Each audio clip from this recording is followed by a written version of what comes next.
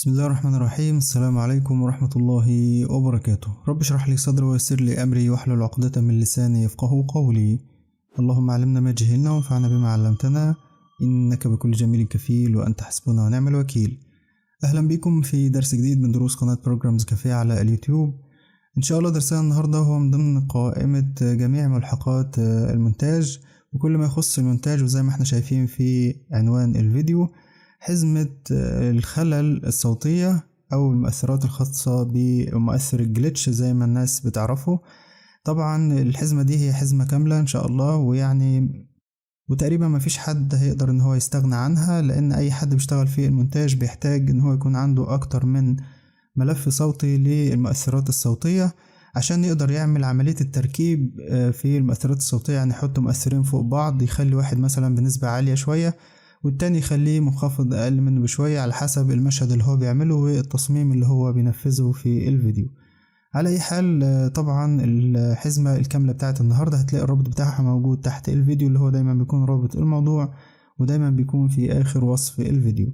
بعد لما بتحمل حزمة النهاردة بتفك الضغط عنها وبعد كده بتظهر لك في الشكل اللي احنا هنشوفه دلوقتي. دي شكل الملفات زي ما احنا شايفين. الحزمة النهاردة هي مجموعة من المؤثرات الصوتية الخاصة بتأثير الجليتش، وهي عبارة عن 50 ملف. طبعا يعتبر مجموعة ضخمة بالنسبة لمؤثر واحد، فأنا بنصح الناس كلها ان هي تقتني حزمة المؤثرات الخاصة بالجليتش بتاعت النهاردة.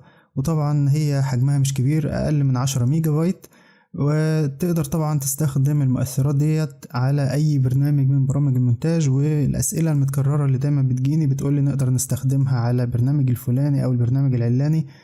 اي برنامج مونتاج انت بتستخدمه تقدر تستخدم عليه جميع المؤثرات الصوتيه، لانها هي عباره عن ملفات صوتيه بس. كل اللي انت هتعمله هتعمل سحب وافلات داخل البرنامج اللي انت بتستخدمه. حتى كمان التطبيقات اللي هي طالعة جديدة الخاصة بالمونتاج زي الكيم ماستر وغيرها من التطبيقات التانية زي مثلا فيفا كات وغيرها من التطبيقات. عموما ده شكل المؤثرات زي ما احنا قلنا بعد فك الضغط عنها، وخلينا نستعرضها مع بعض في نهاية الفيديو عشان الناس تسمعها كويس وتكون عارفة هي هتحمل ايه.